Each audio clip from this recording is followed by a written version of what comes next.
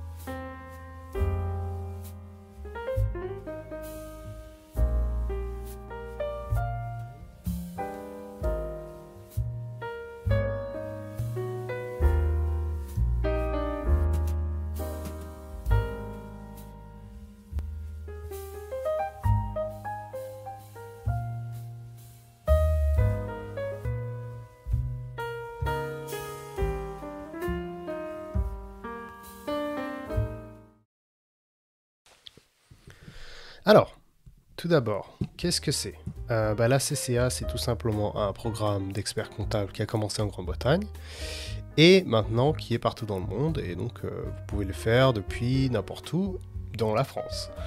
Il y a à peu près 500 000 étudiants, il y a 200 000 membres en tout, donc c'est ceux qui ont complété tous leurs examens. Euh, quoi d'autre? Ouais, c'est assez global, ouais. Vous avez à peu près 200 pays dans le monde et la CCA est présente dans à peu près 180. 250 si vous incluez les territoires et les îles, mais bon, on va dire 200. Et la CCA est présente dans 180, donc ça fait quand même pas mal. Et c'est la majorité en fait. Donc oui, effectivement, oui, c'est global. Est-ce que vous pouvez le faire depuis la France? Oui, absolument. Aucun problème, vous pouvez vous inscrire sur le site ACCA et les examens, donc il y a 13 examens et vous pouvez les faire depuis chez vous, depuis la maison. Vous n'avez pas besoin, même si vous habitez dans une zone rurale, de vous déplacer dans la ville la plus proche. Non, vous pouvez le faire depuis chez vous sans aucun problème, car les examens sont 100% en ligne.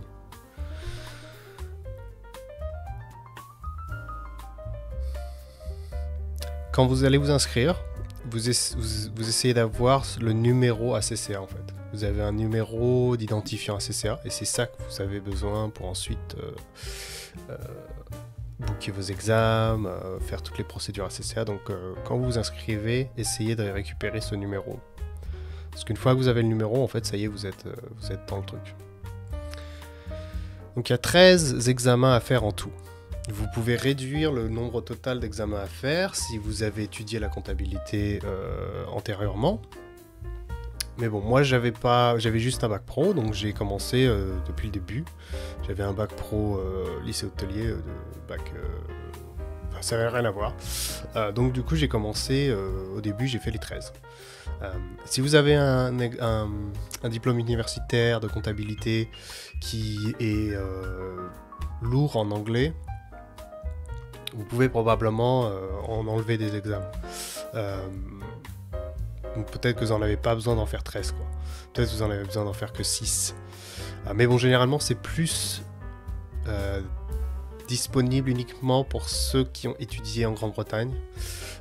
Les autres pays, ce que je veux dire, les universités des autres pays, ça marche un peu moins. Ça s'appelle les exemptions, ils appellent ça. Ce sont des dispenses qui vous permettent justement d'éliminer le nombre d'examens dont vous avez besoin à faire.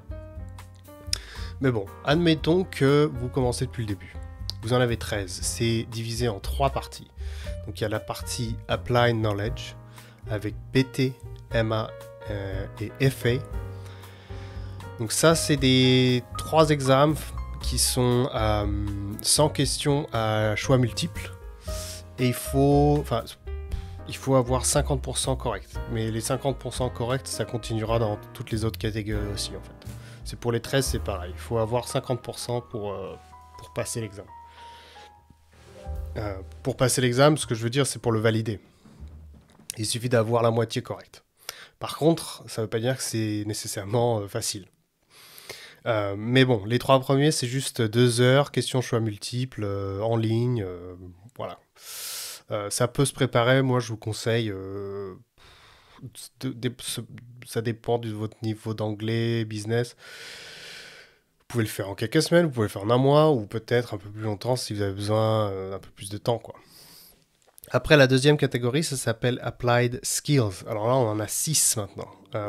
Et d'ailleurs, je ne l'ai pas mentionné pour la première catégorie, là, mais chaque examen, ce sera des thèmes vraiment, vraiment différents. Ce sera complètement différent à chaque fois. Genre, il y aura un examen, ce sera de la compta pure. Et après, vous aurez un examen, ce sera de la finance pure. Et après, vous aurez un autre examen, ce sera de la loi. Vous êtes un avocat d'un coup pendant un examen. Après, vous avez des taxes, donc c'est vraiment varié.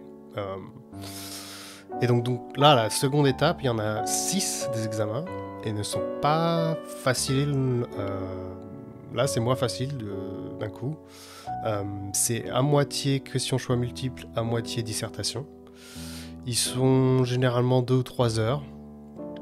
Et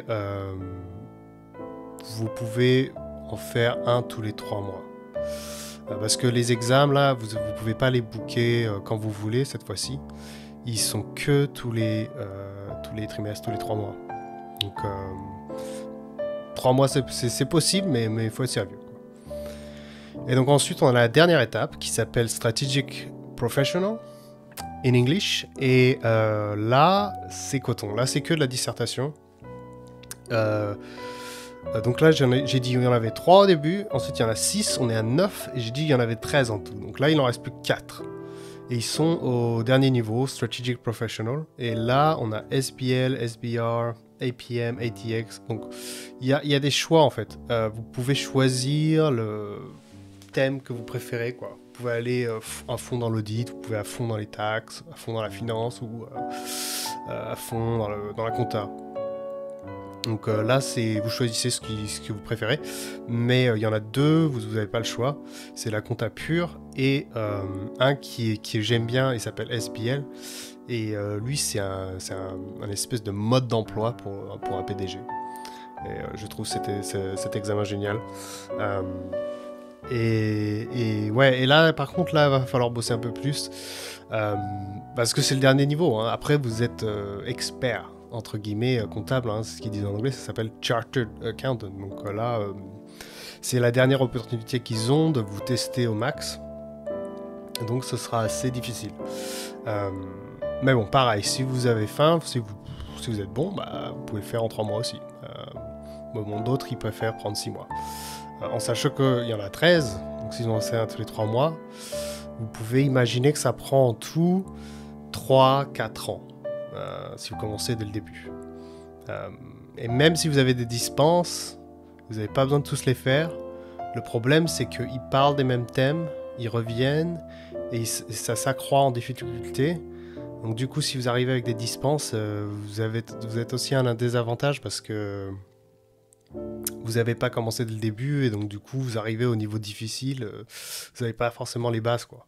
En sachant que ce ne sera pas le même vocabulaire qu'en France, quoi. Ce sera le vocabulaire anglais. Donc, moi, je préfère commencer par le début. Mais bon. Qu'est-ce qu'il vous faut ? Ben, vous avez besoin de rien. Moi, je vous dis, pour les prérequis, vous n'avez même pas besoin de... Moi, j'avais un bac, et encore, ça pesait que dalle. Donc même si vous n'avez rien du tout, même si vous avez un CAP, vous pouvez y aller. Si vous n'avez même pas de brevet des collèges, il y a même un moyen de rentrer sans rien, quoi. Donc c'est possible. Par contre, ouais, si vous n'avez absolument rien, il y aura peut-être quelques examens en plus que les 13. Il y en a 2 ou 3 avant, que vous faites en avant, et qui sont vraiment hyper basiques. Genre, qu'est-ce que c'est un débit, qu'est-ce que c'est un crédit. Mais bon, ça c'est uniquement dans le cas où vous n'avez rien du tout comme... prérequis. Et donc ceux qui ont le bac, n'allez pas faire les examens, ça s'appelle les examens foundation, de fondation. N'allez pas les faire, c'est inutile, il faut aller direct à BT. Les débouchés. Qu'est-ce que vous avez comme type de job après être détenteur de la qualification? Eh ben, il y a tout et n'importe quoi en fait. Vous pouvez être comptable traditionnel, mais il y a beaucoup plus. Vous pouvez être auditeur, vous pouvez être directeur financier, vous pouvez être contrôleur financier, vous pouvez être analyste financier, vous pouvez être CFO. Donc là, CFO, c'est le numéro 2 après le CEO, donc ça veut dire Chief Financial Officer. Donc là, après, c'est vous qui choisissez. Hein. Vous pouvez aller où vous voulez. Donc il y a plein de débouchés. Et d'ailleurs, je vous conseille d'aller regarder sur le portail des carrières à CCA. Je mettrai un lien dans la description. Où vous avez ce site web qui est fait par la CCA, où il y a toutes les offres d'emploi du monde entier. Enfin, c'est le réseau, quoi. Vous avez plein d'employeurs qui mettent des offres d'emploi. Et donc vous pouvez voir par pays, vous pouvez voir par type de job. Et donc ouais, parlons des pays justement. Alors les pays. Si on commence par la France. Hein, normalement en France vous faites le DCG, ensuite le DSCG et ensuite le DEC. Diplôme d'expert comptable, Bac plus 8. En France, là en regardant sur le site, là il y a 506 jobs. Offres d'emploi. 500 offres d'emploi en France qui recherchent des membres à CCA. Donc il faut uniquement le DEC, oui, mais non, en fait. Il n'y a pas que.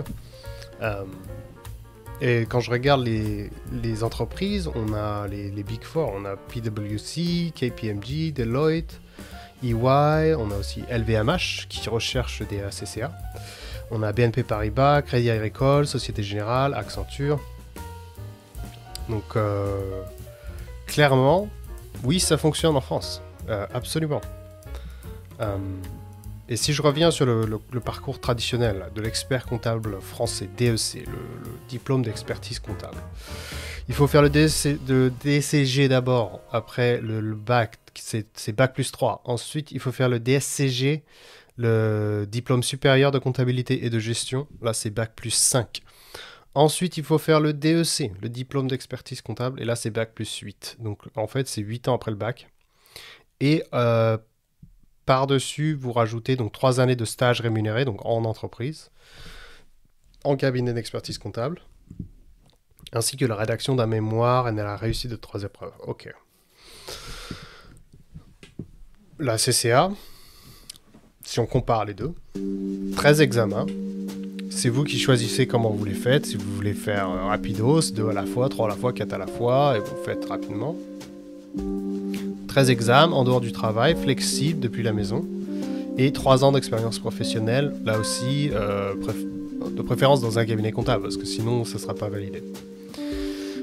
Ou ce sera difficilement validé. Enfin, vous ne pouvez pas être caissière ou vous travaillez dans un restaurant. Il faut que ce soit en relation avec le job. Donc, c'est quoi qui est mieux? Le DEC, il est très très bien. Hein. Moi, j'ai rien contre, mais évidemment, je suis partiel parce que j'ai fait le ACCA. Moi, je dirais que le ACCA, ça prend peut-être moins de temps à compléter que le DEC. Mais c'est suffisamment difficile. Parce que c'est pas facile non plus. Et si c'était facile, ça en vaut pas vraiment la peine, quoi. Donc c'est quand même assez rigoureux. Et moi je préfère la CCA parce que c'est un peu plus global, un peu plus international. Et quand on voit, il y a LVMH qui recherche des ACCA, pourquoi? Parce que LVMH, leurs investisseurs, ils sont étrangers. LVMH, c'est la plus grosse capitalisation du CAC 40. Et je suis désolé, mais leur compte résultat, il n'est pas en français. Enfin, ils ont peut-être une version française, mais c'est pas celle qui est lue. Le compte annuel, les comptes annuels, ils sont en anglais. Ils utilisent les IFRS, les standards comptables internationaux. Donc là, pour le coup, je suis désolé, mais je préfère la CCA dans ce sens-là. Je préfère être ouvert à l'extérieur que renfermé à l'intérieur. Si vous essayez de trouver un job à l'extérieur, vous allez à Singapour, vous allez à Hong Kong, ou en Australie, vous envoyez votre CV à un Australien, bon bah l'Australien c'est pas sûr qu'il sache ce que c'est que le DEC. Il y a plus de chances qu'il, quand il lit ACCA, il va dire oh ok, c'est bon. DEC, et puis c'est ça le problème, c'est que vous n'avez pas l'opportunité d'expliquer à un employeur. Parce que vous envoyez votre CV et on vous répond pas, quoi, c'est tout.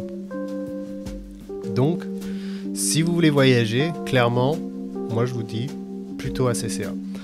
Si vous comptez rester en France et avoir que des clients français et juste rester dans la bulle française, bah, vous faites le DEC. Le DEC, c'est un programme extrêmement bien. Hein. Je vais pas cracher dessus du tout, au contraire.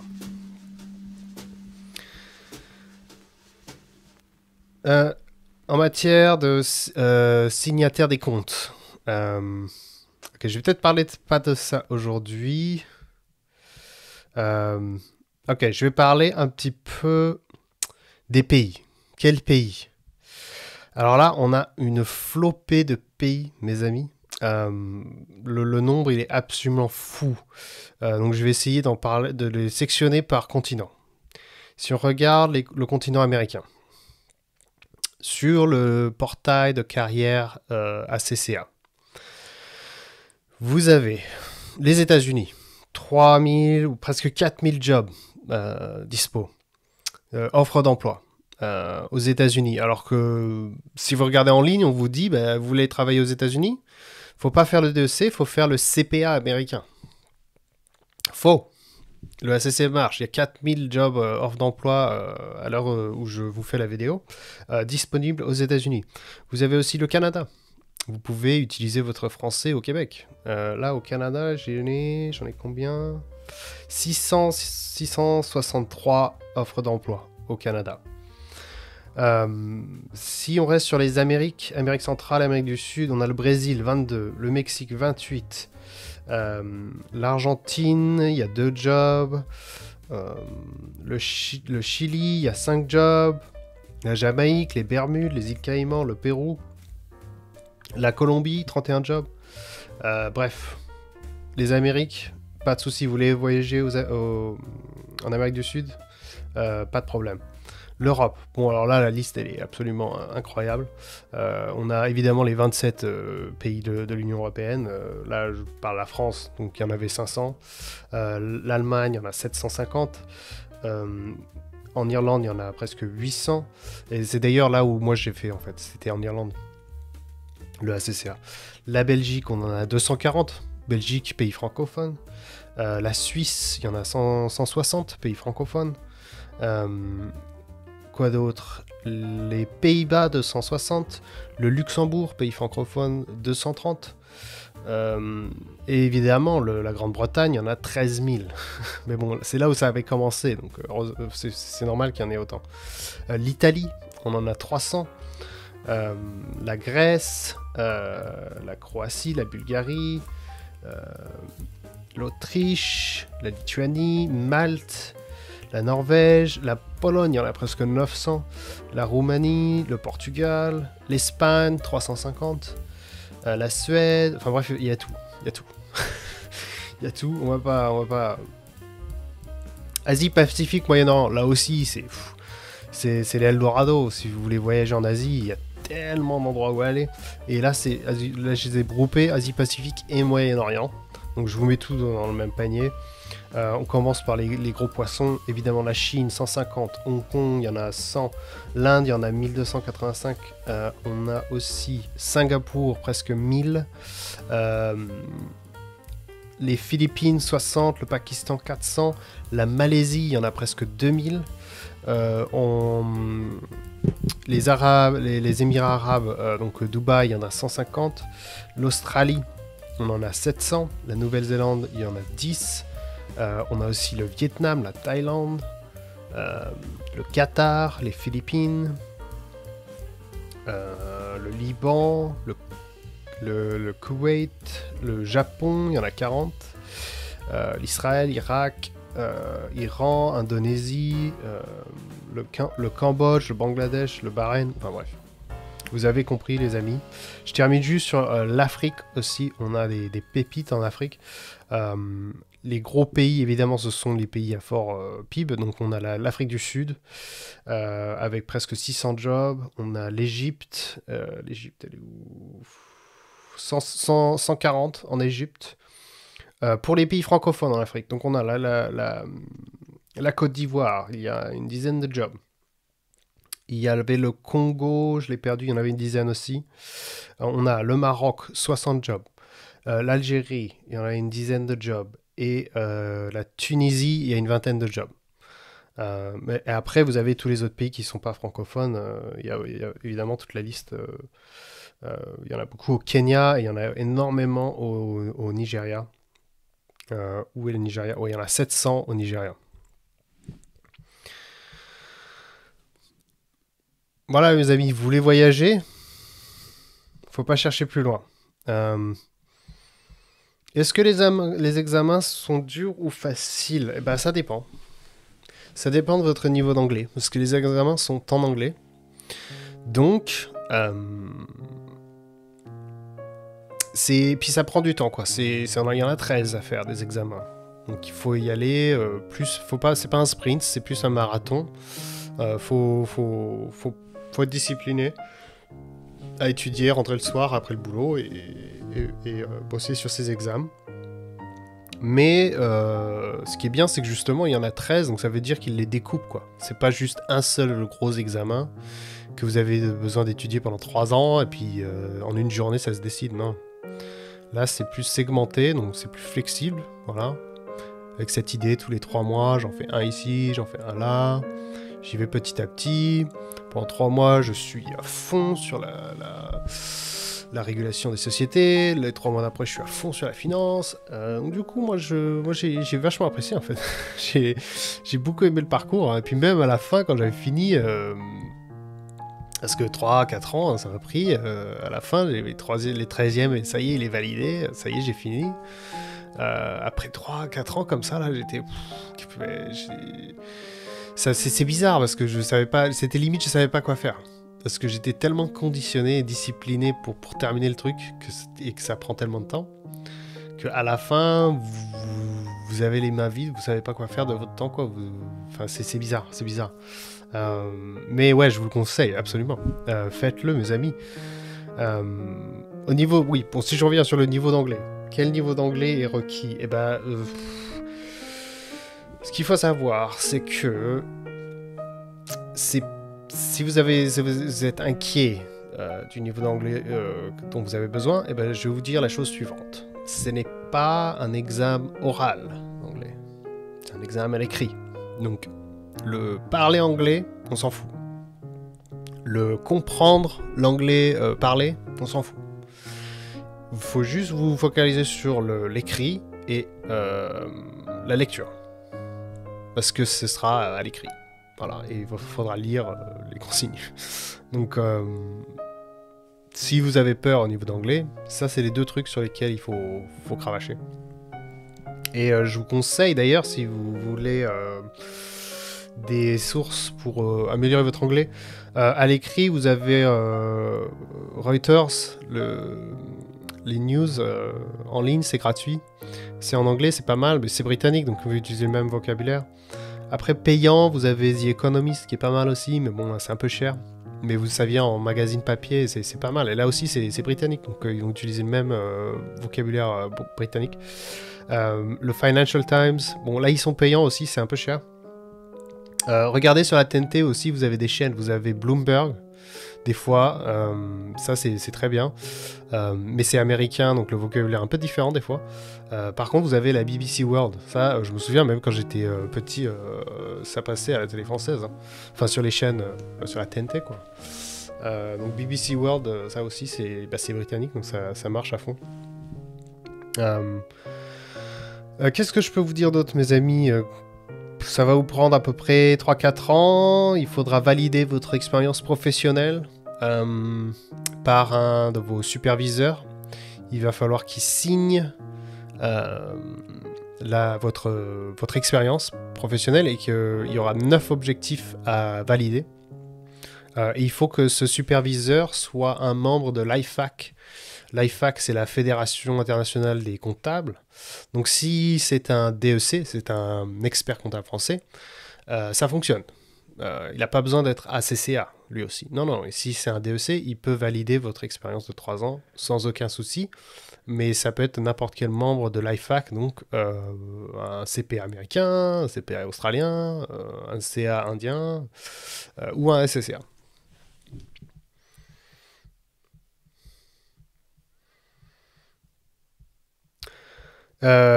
Dernier petit truc au niveau de... Est-ce que ça ouvre des portes, la CCA? Eh ben, je vais vous faire part d'une anecdote personnelle. Moi, par exemple, euh, je viens de France, mais j'ai fait mon ACCA en Irlande et je suis resté en Irlande à peu près 10 ans. Et j'ai trouvé du travail sans aucun souci en Irlande et en France grâce à la CCA. Et maintenant, je suis en Corée du Sud, je suis à Séoul, et là aussi, aucun problème avec la CCA. Donc si vous êtes un peu sceptique, sceptique. Non, oula. Bref, si vous y croyez pas trop, eh ben moi je vous le dis, j'ai trouvé du travail dans ces 3 pays, en France, en Irlande et en Corée du Sud grâce à la CCA, et les gens ils disaient ah oui oui oui. Et même là récemment, il y a quelques semaines, j'ai été invité par l'ambassadeur britannique qui m'a envoyé une invitation à l'ambassade de Grande-Bretagne à Séoul. Donc du coup j'ai pu rencontrer l'ambassadeur britannique. Voilà, c'était un événement un peu tapis rouge et tout, c'était rigolo. C'était juste parce que j'étais un membre ACCA en fait. C'était pas c'est juste à cause de ça. Donc oui, ça vous ouvre des portes quelque part. Quand je vais à l'ambassade de France, et j'ai pas de passeport britannique, hein, mais j'ai été invité là-bas. Quand je vais à l'ambassade de France, je fais la queue comme tout le monde, hein, mes amis. Donc, comme quoi, oui, ça peut vous ouvrir des trucs. Après, vous avez tout un réseau, vous avez des groupes en ligne, les membres ACC à Singapour, les membres ACC à Hong Kong. Après, il y a toujours des événements, des conférences, et là, vous pouvez faire du réseautage sans problème. Donc, il y a aussi ce côté réseau qui est vrai.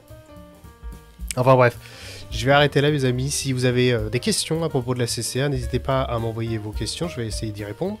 Si vous êtes intéressé par la formation aux examens CCA, je suis en train de publier des cours en ligne avec des sous-titres en français.